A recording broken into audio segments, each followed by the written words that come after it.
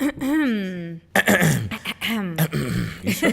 You ready for this? Ready as I'm ever gonna be. What's up? So look at that. Now before we do anything, can you? I know you was on. Can you rap? No. Are you kidding me? What can you do? I'm like the lamest nerd who ever nerded. I cannot rap. I wouldn't even try. What's the hidden Everyone talent? would be embarrassed. What's the hidden talent? What is the hidden talent? What is my hidden talent? Oh, they're nerdy. So I play a little electric bass. Okay. So I can't do that right now. A very little. But you want to know what? Like, it's really hard to make electric bass not sound good. So that's like my dream would be like to be like the girl bass player in the band. Okay. And then what else do I do? I can juggle and I can knit. Listen, you're juggling and you're knitting this campaign. Ladies and gentlemen, welcome to the Taking Over the World podcast. I'm here with none other than Elizabeth Tizzy Lockman, who's running for?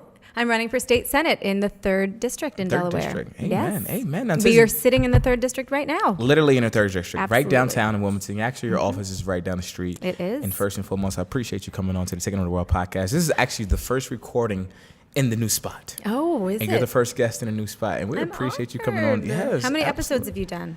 This is the first one. Oh, this is it? In this well, okay, spot. in this spot. Yeah, okay. yeah, in this spot. But we already shot about this is season 2. Fabulous. That we're in really now. We actually just released your, I don't know, is he your campaign manager? New Diddy run the city? He says he has many jobs in his podcast. He does. So Nudie what and is Malcolm, his the job with you? Influencers Lab, are doing a lot of guerrilla marketing work for the campaign, right? They're doing amazing stuff, just helping us promote and reach everyone. When we say everyone, we mean everyone, and they are a critical part of that vision for our campaign. It's been amazing working with them. Amen. Now, first and foremost, before we get into the campaign and talking politics, and we're definitely going to talk politics, but I know the people really want to know. I know I really want to know. Okay. Who is Tizzy? Okay. And we're definitely going to have a little bit of fun in this podcast. And the first thing that anybody probably always asks you, I'm pretty sure a lot of people ask you, is why do you want to become the 3rd District State Senate? That's a great question. I some days I still ask myself And that question. don't give me that website not the answer. political No, answer. not that website political answer. Oh boy. I mean, when it comes down to it, move that back a little. Am I spitting into it?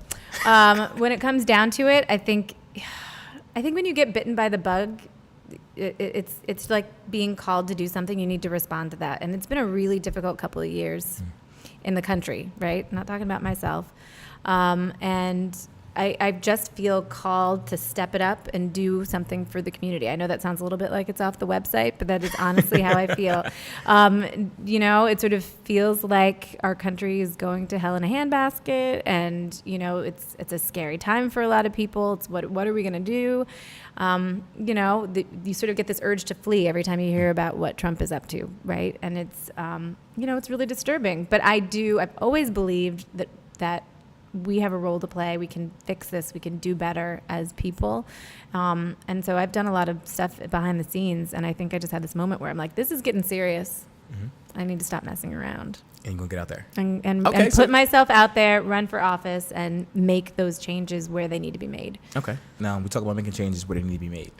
What do you think what can you do? What do you think you can do? Oh, wow. There's so much that we can do. I mean, am I personally going to do? What do you think you can do? Oh, well, there's two sides to this coin of being a state senator.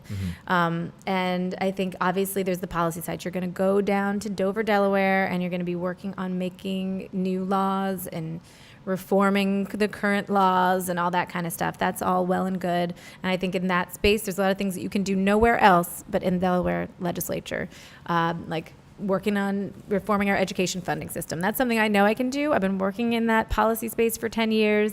You don't want to hear me talk about the education funding structure right now. Trust me, it is not funny. But the only place that can be addressed is in Dover. And I know that I bring the expertise and the commitment to advancing that. There's a lot of other things that fall into that category, whether it's criminal justice, whether it's, setting the right incentives for economic opportunity and development, all that kind of stuff. But the other side of the coin that I'm really excited about, and I think I bring uniquely, is my work as a community organizer. So I myself have been a citizen advocate just as a frustrated mom. I have a 15-year-old daughter.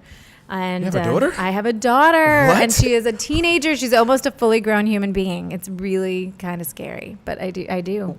This is breaking news. This is brand new information. No, I do. Yes, I'm a single mom, news. and have this child who I've been navigating life with, as so many of us do, and seeing all of the struggles and the difficulties in that. I learned and had the privilege in some ways to learn how to step up and try to make a better world for her. And I've made it my profession now to work with others to help them find that same path for themselves. So I think a really important role that a legislator can play is not just, I'm going to go down and be your voice. You hear that all the time. I'm going to be your voice. I think we have lots of great voices in our community already that don't need to be spoken for. Right. They need to be empowered and they need to be elevated. And I think that that's what I've been committing myself to, and that's something that I can uniquely bring that priority to this community where we have so many voices that nobody's listening to, right?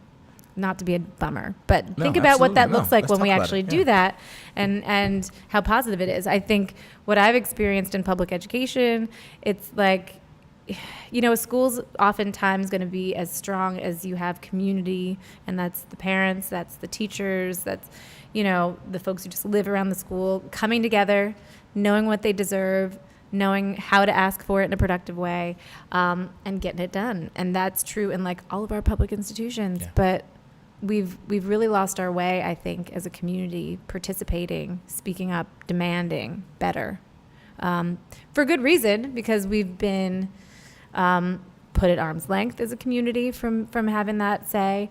And so people just lose trust and they lose hope, and they just are like, why would I do that? I mean, I hear that on the doors all the time. Why would I vote?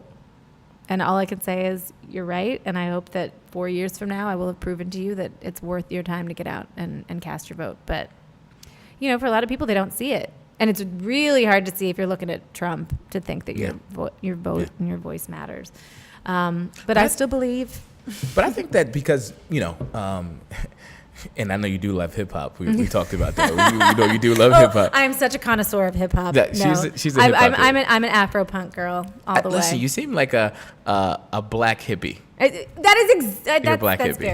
very fair. I don't know that I should be proud and excited about that, but it's nice to be seen. It's really nice. To me, like a black hippie is someone who's free spirited, in tune with their culture, in tune with who they are. Yeah. And I know you probably get it all the time. Yeah. Now, are you mixed? I am. Okay. Yes, my mother is white. My father passed away in 2005, but my father is black. So yeah, I'm a mixed chick. That's my thing. And where'd you grow up at? I grew up in Wilmington. So I grew up at 9th and Franklin. I still live in the same house that I grew up in, which is really cool. So you grew up in the hood, huh? Yeah. Well, it's Cool Spring. It's Cool Spring neighborhood. So I don't know. I mean, 9th and Franklin. 9th and Franklin. It's a little bougie. Is that about Padua? Yes. Okay, I'm not going to 2-block radius of the hood. You're a good 2-block radius of the hood. Sure. Oh, well, that's my neighborhood. Those are my neighbors, and so I definitely grew up. We lived in a beautiful home, and I grew up with a lot of good fortune in that sense. But I grew up in Wilmington, and all that comes with it. But yes, we definitely grew up a little hippie, a little punk, a little bit. So yeah, my hip hop knowledge is there, but it could fit on the head of a pin in terms of trying to spout off and have that deep well of knowledge. Yeah. I'm probably not your girl, but yeah. I'll take you to the Afro Punk Festival. I love it. I totally go. So if you haven't been, you should absolutely go.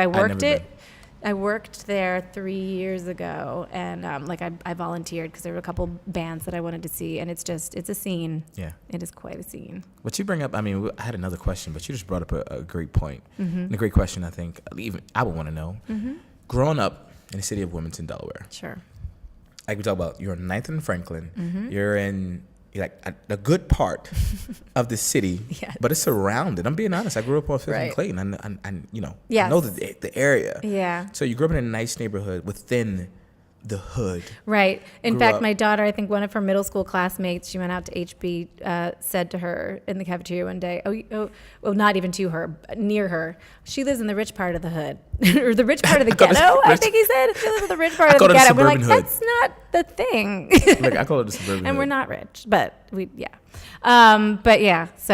But it's all relative. Yeah, always. But I was going to say, growing up with a white mother and a black father, do you have any, growing up, did you have any trouble identifying with culture? Like, how did you? Sure. You know, I mean, I think yes. Now looking back on it, I think that probably it was definitely an issue for me that I had to grapple with. I was a little bit of an oblivious child, little nerdy and just sort of, happy-go-lucky kid, and didn't really pay a lot of attention to that kind of stuff. But I think looking back now, I can see how I grapple with it, and I think I still struggle with it sometimes. Sort of, there's a big difference between having a black mother and having a white mother, and I love my mom, and I would never deny that difference, but it definitely has given me a kind of a worldview and some like frames of reference, and even just like cultural habits that are going to be different, and sometimes make me a little insecure, that I'm lacking in some things, as a black woman, but I feel very strongly that, you can be a mixed chick, whatever, but in this country, it's America. I feel like, yes, I am biracial, but I'm a black woman. I'm in America, and have a lot of the experiences that come with that. And then, but growing up as a biracial woman, there's other experiences that I didn't have because of that. So sometimes it just usually makes for funny, awkward moments when I don't know. I don't know how to do the dance or whatever. You're trying to say you know how to do the black dance. Do you know how to do the electric slide? Can you do the electric slide? Of course I can do the electric slide. I am not yet, actually, yes, but that's because when I was doing my youth work and I learned, the children taught me, as they do. But I mean, I'm pretty sure. Sure. No, I formally met you a few weeks ago. Yes. And I think, was it Nudie who connected us? I think it was Tabita. It's Tabita. It was right? Tabita Christina Cultural Arts Center, where I work. Where you work? Yeah. But we met there, and I think as soon as we met, we were just talking, and you were very vibrant, very friendly, very open to hearing. So are you. Oh, thank you. I think that's why we get along. That's why it is. Can I say who I'm voting for? You can. I can say. Yeah, go ahead. Who are you going to vote for in the primary? Tizzy. Hold on, the Tizzy Lockman. Are you locked in for Lockman? That's it, ladies and gentlemen. That's the end of the podcast. I'm gonna get fired after this. Nah, kidding. But getting back to just on the politics side. Okay. A lot of people, including myself, when you were like, I'm running for state senate, and I was like, oh, you're running against Carper? I know.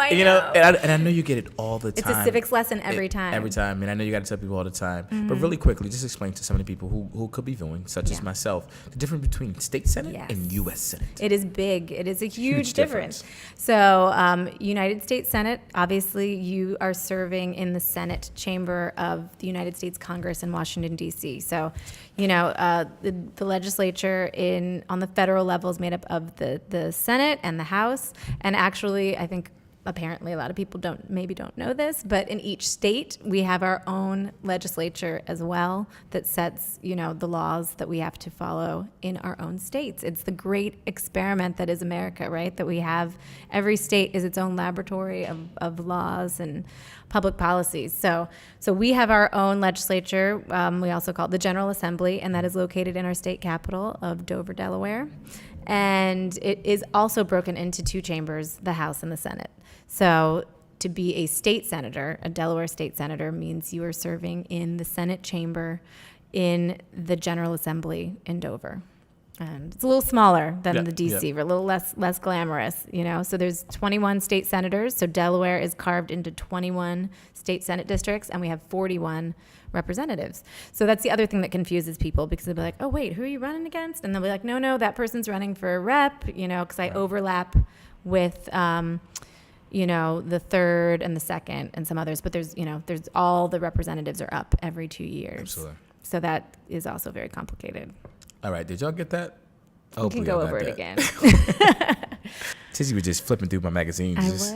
I was admiring Ava DuVernay. Yeah, and a bunch of the beautiful black women. The beautiful black women, but particularly women who lead, like in film. She's someone I admire. I think in another life path, and you have that whole sliding doors thing where you could have gone one way and you went another way. I think I saw myself for a while as being that like film director, and I pivoted. I was gonna say, I know we talked about it before we started. You talked about you were into mass communications and all of that. Yep. And how did you pivot? It was this whole policy thing. I mean, I studied film as an undergraduate. I went to New York University, and that was what I was all about. And I worked in media company. I worked at Nickelodeon. I worked at Lionsgate, and I did that whole thing. I guess maybe I thought that was my passion. I guess it was not my passion. But once I had my daughter, and I worked for a decade at a production company here in Wilmington. And we were doing like social justice documentaries, commercial work. I loved it. But I just got so consumed with this work on inequality in our school system that I was spending more and more time on that. And I thought, okay, I got to my 10-year mark working at the production company, and I thought, I love being a producer. I can still freelance. I can be a producer. But I want to go back to school, and I want to get a public policy degree and focus on this and figure out how to just dig in and understand why are things this way, like on that level. Like I'd gone through enough where I'd seen it in my daughter's school, at the school district, and I was like, no, there's like state and federal policy happening here, and I need to learn how to analyze it.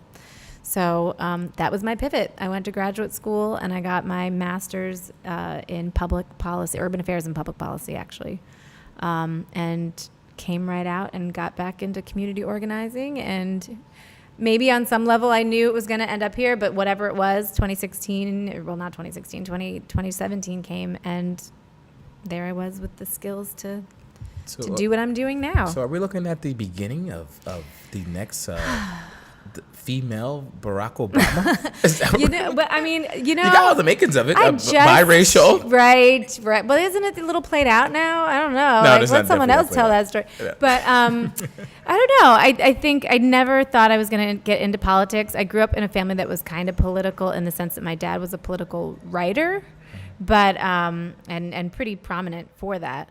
But I just didn't see myself doing it. I don't see myself as that like person out in front.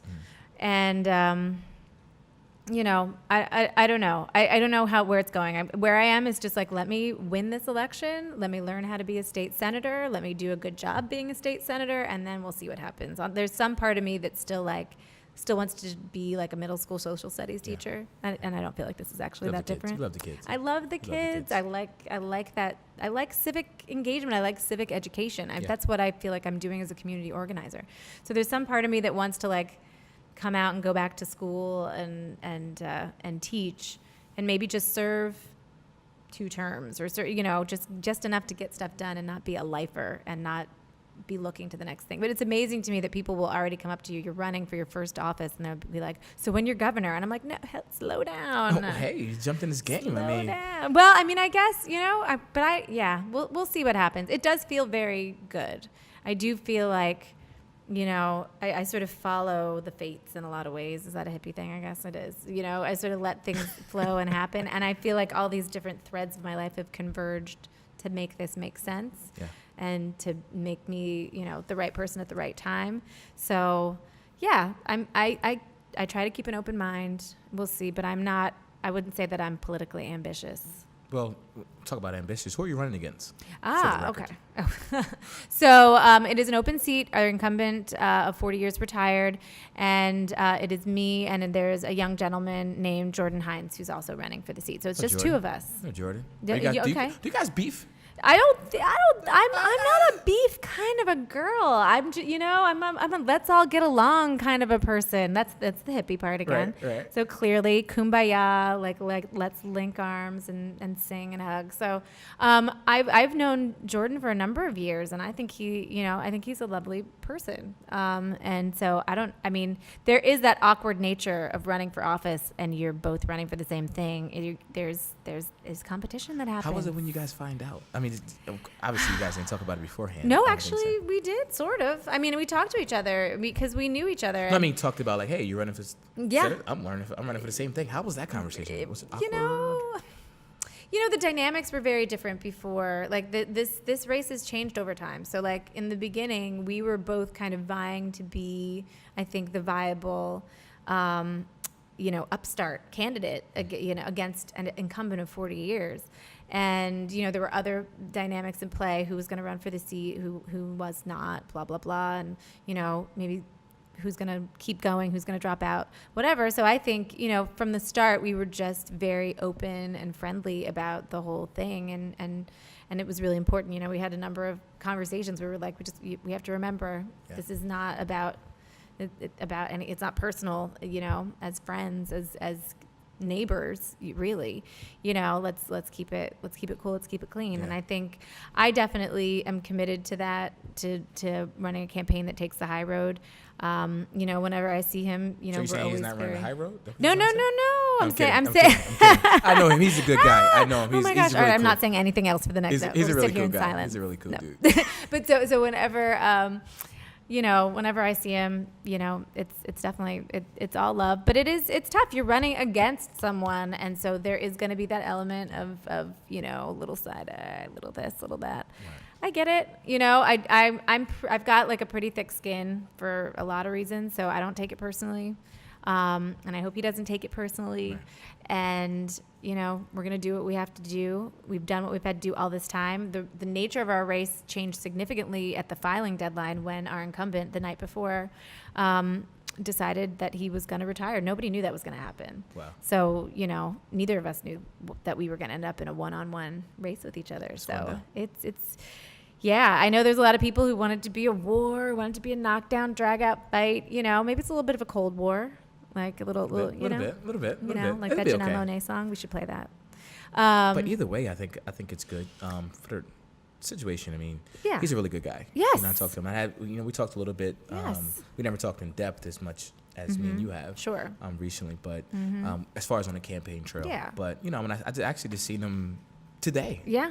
Yeah, at Starbucks, exactly. right across the street. Definitely. He's really good, and that's really good that you guys, on a positive note, are like, hey, look, I know we're competing, but we're competing for the good of the community. For the good of the community. Right. Give the community some choices, right? I mean, I think, when there are conversations going around with like, oh, maybe this person should get out, that person should get out. We'd been in meetings where I, and I thought about it later. I'm like, am I nuts? Where I felt, like I wanted to say, like, don't say that to me. Don't say that to him. Yeah. I think we are both people who have a vision, for what we want for ourselves, for what we want for our community. And I think that's what politics and democracy should be about. We're being given this opportunity to express that and to build our bases, build our constituencies in support of that, and see what happens. That's not, there's a battle element, and I know people like that we've got our teams, and I think our teams definitely probably lean into that more than we do, because we have to take that. You guys both take that, or we're totally good. We're gonna be fine. We've only got one more month of this, then we hug anyway now, right? So hug it out. There's actually I think this is after the general election. There's a tradition in Delaware where everyone goes. I think it's like somewhere down in Sussex County, but everyone goes, and I think they like literally bury a hatchet. Wow. Yeah, so to show that like we're all in this together, civility. Let's be fake for a few hours. Come on, we like each other. Let's pretend we like each other and we didn't say all those horrible things about each other. But our race hasn't been like that, so that's been nice. I've definitely seen some sniping in other races. Yeah, absolutely. Ooh. Now here you go. Right. Outside of the policy side. Yes. Get into you. Because one thing about the podcast, we like to dive into who the people are. Mm-hmm. For you. For me. What has been the hardest thing about this campaign? Oh my gosh. Oh, there's so many hard things. I mean, that's tough. The thing that almost made me not want to run, this is so silly. It's ridiculous, really. But kind of just that forward-facing part. I'm like, I can't take all those selfies. Like I can't go to all these events to be seen. Like I can't do this, I can't do that. And I definitely like had somewhat of that perception of campaigns, because when we're all on Facebook a lot. I'm not on it as much as I used to be, and let me tell you that is lovely. But so when you sort of see a campaign from that perspective, you see a lot of that side of it, which to me didn't seem like what I was looking for. But I did have some friends who'd been in the game a little bit, who were like, you don't have to run that way. You can run however you want to run, and it's okay. But that piece of it kind of, I'm a free-spirited, just that kind of person. I'm not really big into the appearances, even like the speechifying, like that part still makes me uncomfortable and nervous. I feel like I can grow into it, But that's not where I'm comfortable. I'm sort of in this mode of like community worker bee, my hair in a bun, looking a mess, whatever it is. And then people are like, no, you got to dress like this. You got to talk like this. And I'm like, how do you handle that? Because I always say, this is me personally, I always say, no matter what you're doing, even if you're still being professional, I always say, always be yourself. Right. Because people can see authenticity. I know I can. You know what I mean? So I think when... So let's start there. Yeah, start there. So how do you handle that? I try to take the criticism and not get offended about it. I try to. Hey, you should. You should look totally different. Yeah, you should be in a suit. Okay. This right here, right. It's cute. That's bless nice. Oh, bless your heart. They hit you with that. Bless your heart. And they're like, your shoes. Oh my gosh, your shoes. I'm like, look, this is not about my shoes. But image does matter. I get it. It's funny because on some level I was like, oh, it's a local race. There's like a level of humility involved, and maybe not as much as I thought. But so, I try to take the criticism. I try to step it up a little bit when I can, put on a little more makeup. But not right now because I was out into canvassing and sweating it all off. Right. You just work on it. I'm like, right now I feel like I don't have time. I don't have time to go to the hairdresser. I don't have time to do this or that. But, I'm pretty comfortable in my own skin, and I try to relay that to others while taking that feedback, and we'll see where it goes. I think we're okay. I think we're connecting with people authentically, as you said. They definitely might have some questions for me about my hair choices or whatever, and so anyone has any recommendations for me, I'm always open to those products and places to go and get my hair done. Feel free to send those right to the campaign email. Where'd you get your hair done? You go to Babes? No, that's where I should go, isn't it? Babe, are you sponsoring? Look, I can give you a plug, babe. I think that's a great idea. If they sponsor your podcast, I will go there and I will have my hair done there. But Evan, you heard that. Listen. Right down the street, 2nd and Market Street. Should we just do something unethical? I'm a little concerned about that. We'll have to revisit whether or not we check with your peoples. Yeah. Check with your peoples. We're not about that. We keep it clean. Look, we got to keep it clean. But the last time I got my hair done, I actually went all the way to Baltimore to this place called Diaspora Salon. It's like a diva curl place, but it's like a, that brand. I don't know. No. Okay. So they have a certain like diva cut style, right. Blah, blah, blah. And it was lovely. It was definitely worth driving to Baltimore. That's probably a little bit ridiculous, but it was a long day. It was worth it. It was like a little splurge with a friend of mine, and so it was fun. It's really cool, just like row house in town, and the beautifully designed place. So Diaspora Salon. Check out their Instagram. You will also want to go. Baltimore in the hood, right there. So there you go. Now you talk about being worth it, right? Yeah. That ride was worth it. Mm-hmm. This campaign. Yes. The podcast is about failures and adversity and obstacles along the way, right? Okay. This is what the Taking on the World podcast is all about. Yeah. Because I always say, a lot of people can talk about, once they succeed, get to a certain level, it's easy to talk about the stuff that you were struggling with months ago, years ago. It was because you got through it. Yes. And now we're talking about it as you're actually in it. Yeah. So, and we're talking about it being worth it going down to Baltimore and this ride. Yes. So say this ride, this Tizzy Lockman campaign ride. Yes. If you do not succeed. Oh. Is it worth it? Was it worth it? Absolutely. I mean, it might take me a couple months to come around to that. Check with me later. Right. But I absolutely. When I made the decision to run, I think I did make a little bit. They tell you not to think like that. Don't be defeatist. But I made a little bit of calculation in my mind as to, is this going to be a win-win? I mean, it looked like a really steep climb, especially when we were thinking about challenging an incumbent, which is in Delaware, next to impossible. Right. And yeah, I mean, I as someone who works as a community organizer and works to engage the community in ideas and understanding their rights and getting excited about them, I thought, well, look at this campaign as that process. Mm-hmm. And even if you don't come out victorious, will you have met people and connected with people and sort of found a tribe? You build your coalition. It's sort of like that insider political term they mean. Yeah. I am really proud of the coalition that we've built and the different types of people and all different walks of life who have plugged into that. And I think that in and of itself is important. And I think that there's a lot that we can do with that kind of infrastructure of relationships that you start. You've gone to someone's door, you've made time to spend, 10 minutes talking to them about what they're concerned about, what they care about.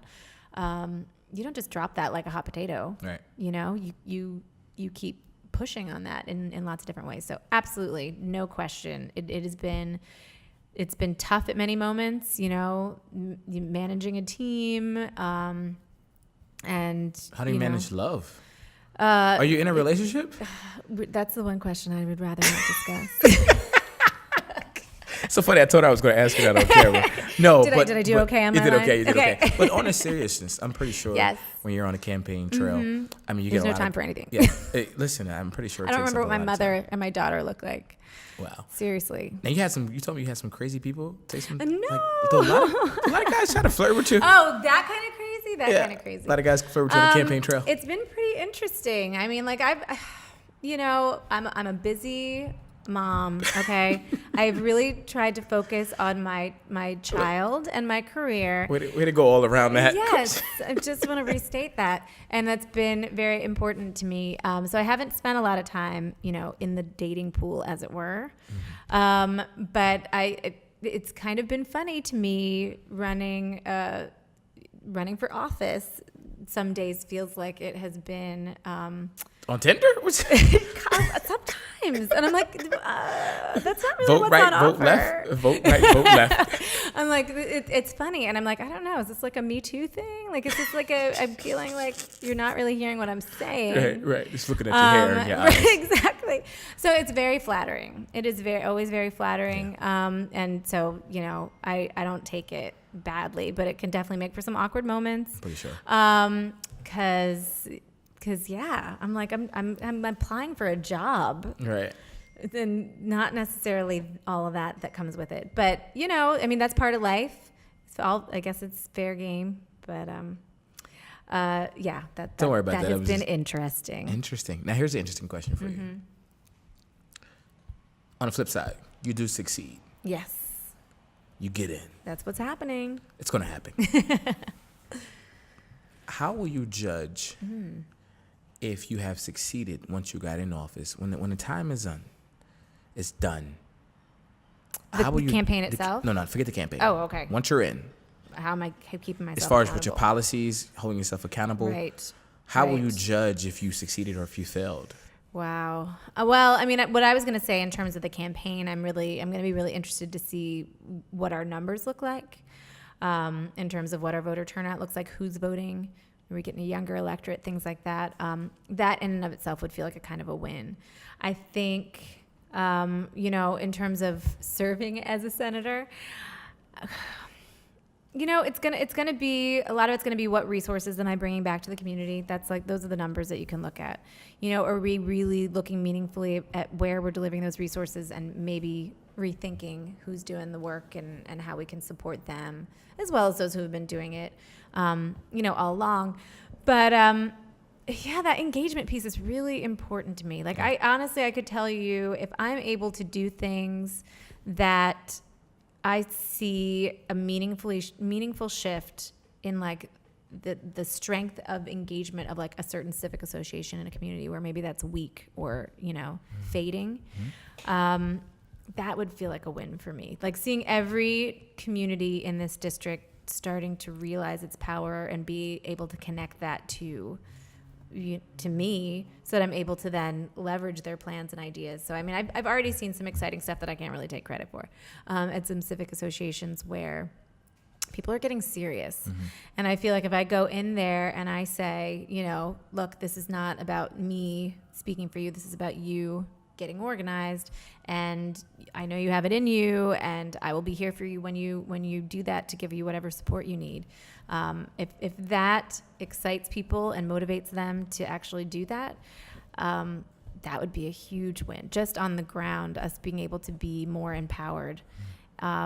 I think the rest is going to flow. We're going to be able to pass the kinds of legislation that is going to set a context for improved quality of life in this district. But I can't do that on my own.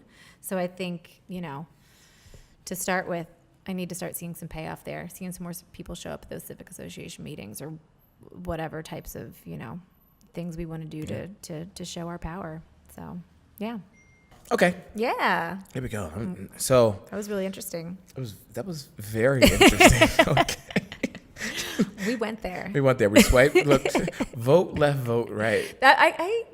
You might be onto something with that. I feel like that could be an app that could take off and be like it's for election times. For election times, or like anything like that, because you always got student elections when it comes to like in college. Mm-hmm. Well, I mean, like, how do you? I think that's something. We were talking about the work that I'm doing through the campaign with the Influencers Lab, and a lot of our conversations, entrepreneur, right? Yeah. But was talking about bringing that mindset, that mindset of promotion, the way we promote events, the way we promote things like that, sort of bringing that flavor into that electoral space, because we want to reach the people who need to be voting, those millennials, whatever, get them excited about the process and engage people.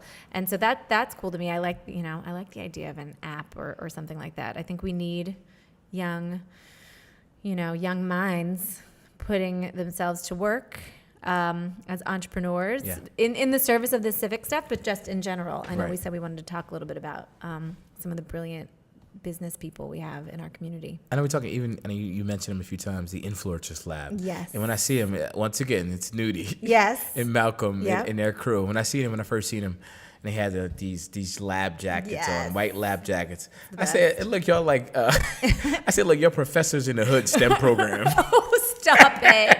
That is so wrong. No, but on a serious note, I think that's good. I mean, we need that definitely in the Black communities. Yep. Especially where I grew up. Absolutely. I mean, because, I always said, in my opinion, I always like to say things in my opinion. Mm-hmm. A lot of kids grow up in you aspire to be what you see majority of the time. Exactly. And that's why a lot of them, 100%. I want to go to the NBA, I want to go want to be a rapper, because that's what they see. And that's why I think I always ask the question, why do most Black kids from these inner city communities, why do they want to play basketball? Why do they want to play football? Why not tennis? Right. Why not lacrosse? No. What I mean? That goes to a whole nother, rowing.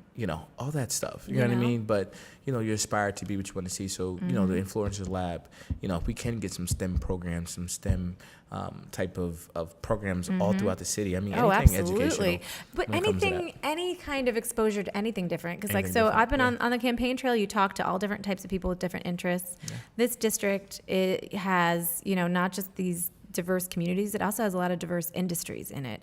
And so we're familiar, we're downtown, we see the banks, we see, the retail businesses, but there's also a lot of like construction and trades and, all different kinds of things. Is that your way for saying, the regentrification of Wilmington? No, I'm talking about some of these like long-standing, like there's like little automotive shops out on the outskirts and like things you'd never think of, like steel work. And I don't even know half the time, how someone even finds their way to doing this kind of work. But there's one business in particular I was talking to where they started out as entrepreneurs, right? 150 years ago, this is a family business, 6 people and 40 acres. That neighborhood over in the Trolley Square area? It's like a little old Irish neighborhood. So this business started out as like a little few guys, I don't know, welding pipes or something like that.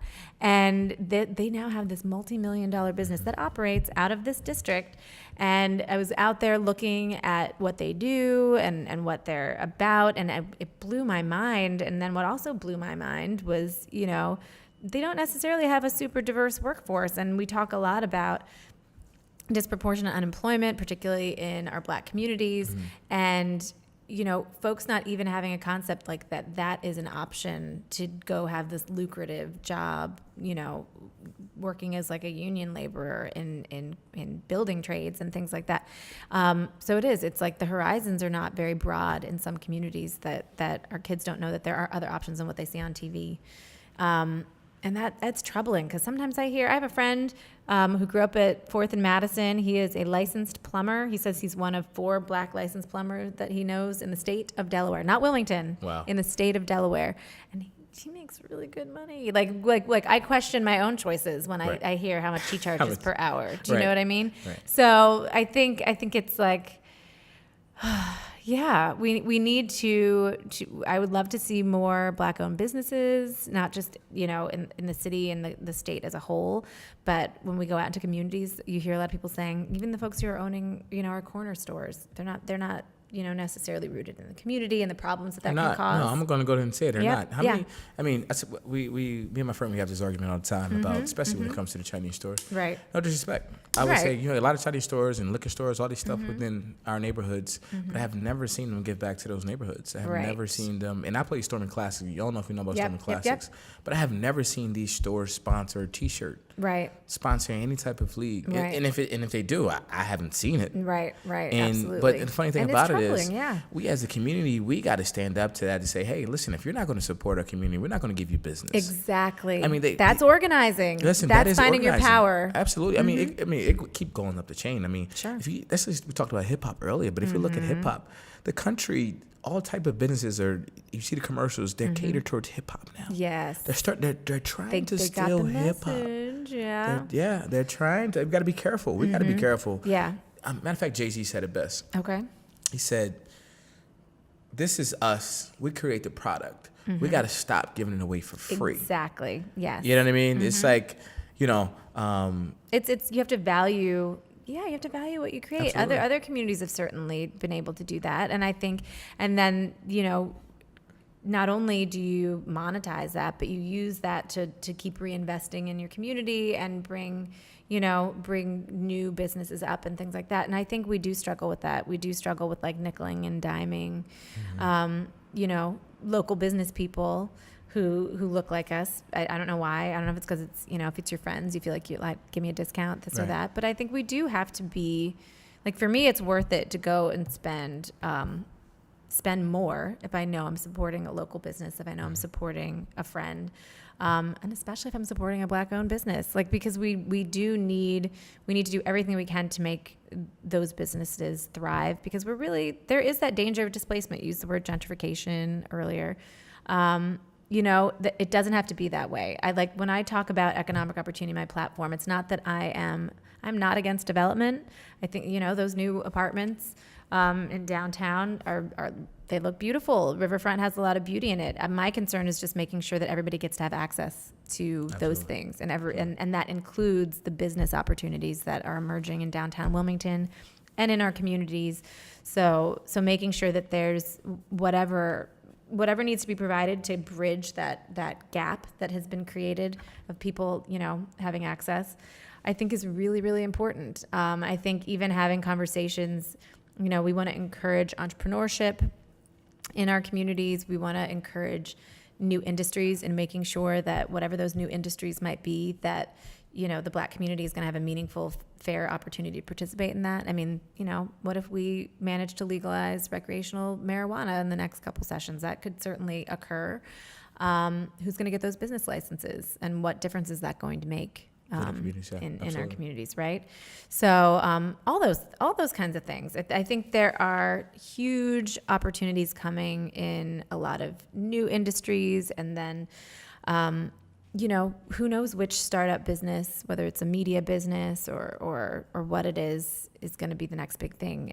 So I think Take It Over the World podcast. Yes. You say you support, so you're going to be our first sponsor. Tizzy Lockman is the first sponsor. Thank after you. The primary. Okay, after the primary. Not from the campaign money. Okay, no, we ain't trying to get taken down. We don't want no scandal. Okay. Take it down. She used to sponsor the podcast, but no. And then they endorsed her, and then it was, oh my gosh, no.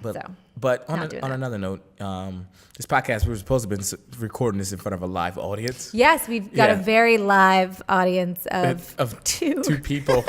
Now, sometimes we're very popular. Yeah, very popular. Cheers. Sometimes got confused, but here I got a question. Someone. We had some people phone in some questions. Oh, excellent. For you. Told them I was going to have you on the show. Okay. They said, okay, I got a question. Just in case I can't be there. Yep. Here's a question. And it's so funny that you mentioned like entrepreneurs and starting businesses. And this is a friend of mine. Her name is Danya. Oh. She's going to beat me up. I always mess her name up. Oh, do you? It's Danya. Is it Danya? No. It's Danielle. What am I saying? No, we messed her because she's here. She's here in the audience. Forget it. I'm like, yeah, sure, of course. No, I even knew that. No, look, she's looking at me. Somewhat. No, Danielle Woods, she has a tutoring program. Oh. Right? And it's called So You Think I'm gonna mess it up. I'm gonna rewind. So you think? I was gonna say you think you can tutor. That's why I was messing with her. So you need a tutor. Like, so you think you can dance? You think you can dance? All right, we're gonna rewind. We're gonna edit this out. So okay, we won't even we won't butcher her name. We'll do the whole do it properly. So a friend of mine, Danielle Woods, because that's how she spells her name. She's like, when you see Danielle, you say Danielle, and she's doing a phenomenal job. She has a business called So You Need a Tutor. Oh. And if you need a tutor, you reach out to her, through Instagram, email, whatever. So you need a tutor. She has a tutoring service. She had a question for you. Okay. She wanted me to ask you this question. Boy. Yeah, like I said, we talk about our live audience. They're mailing in questions. And we talk about you do a lot of community and education, how important that is. Sure. The question that she has, in your opinion, as a mother and a resident of the city, what steps do you think we need to take to improve the education of our youth in the cities, in our schools? Oh, wow. Okay. Well, there's a lot that we can do. I think, you need to look at resource and equity. I know that's like a super wonky, boring answer, but so I'm really interested in the way that we are resourcing our schools in the inner city, where the vast majority of our students who live in the city of Wilmington are attending. I have some concerns about the resources that are provided, not just for the students, but for those who educate them, and making sure that they have the training that they need, that they have the supports that they need. In particular, that our students, many of whom are coming into some of our higher poverty schools with a lot of, I don't know if baggage is the right word, but they're coming in with trauma. They're coming in with deficits, maybe, academically for various reasons. And we desperately need to make sure that we are bringing every student along. Not every student walks into every inner city school not ready to learn. Like that kind of aggravates me, that perception. However, I've been working for a number of years, or volunteering really, as the vice chair of the Wilmington Education Improvement Commission, and we take very seriously the fact that we ourselves are not educators. And that our job is to look at the macro stuff, the governance piece, the funding piece, and then do whatever we can to ensure that our educators who are in those buildings every day delivering education to the children who need it and need it to be great, are able to take a meaningful lead. So again, it's back to that community organizing thing. Absolutely. I think we need to make sure the resources are there, and then we need to work with the most affected folks to decide how those are spent. So I try not to be too prescriptive about all that kind of stuff, word. But don't tell people how to do their jobs necessarily. Work with them to make sure that they're getting what they need to do their jobs, if they are the experts. So that's really important to me. I also, as a parent, having just cleared the final hurdle of like school choice, has been super stressful as a parent. My daughter's in high school now, so she got into the school she wanted to get into, blah, blah, blah. But there's a lot of parents out there that are not able to access, the opportunities that they want to access. And I think we need to revisit why that is happening and how that really, just to be blunt about it, reinforces some structural racism problems that we have in our public education, as we have in all of our public institutions. But I'm a believer in them and in public institutions. And I think that what we need to do is just work on rooting out, getting into those institutional problems. I think they can be fixed. But you have to face them head on. You have to say when something is racist. You have to say when something is, is what it is, and commit yourself to changing that. And I've actually done some work specifically in the Red Clay School District connected to, building parent power, but also making sure that the district is meaningfully demonstrating its commitment to equity, particularly on race, but on all facets of the way people are different from one another. I would love to see that not just true in Red Clay, but Christina has a lot of schools in the city, every district. And honestly, the Department of Education that oversees all of those schools should be committed in that same way to ensuring that everyone's getting a fair shake, and that we're not allowing our institutional structures to disadvantage one group of people consistently. And unfortunately, we can't say that yet. Okay. And I was tired at the end of the day. I was like, I can't do this. And you've made it so easy. Thank you. Listen. She said I made it easy. Don't be trying to butter me up to get my vote. You already got my vote. I told you. Okay. Listen. First and foremost, I thank you for coming on out. And take your time out for the Taking Over the World podcast. I know you got a lot going on. I know the campaign trail is crazy. Yeah. I know you mentioned earlier that you got to do work at least until 10 o'clock. Appreciate you coming through. But before we get you out of here, okay, we're going to do rapid response. Oh, my. Quick response. Lightning round. Really quick, okay? I say ask you a couple questions, and you tell me your answer. Short answers. Short answers. Okay. Precise. Right to the point. Okay. Elizabeth. Yes, sir. Lockman. First question. Yes. What is your greatest strength? My integrity. What has been your greatest failure so far?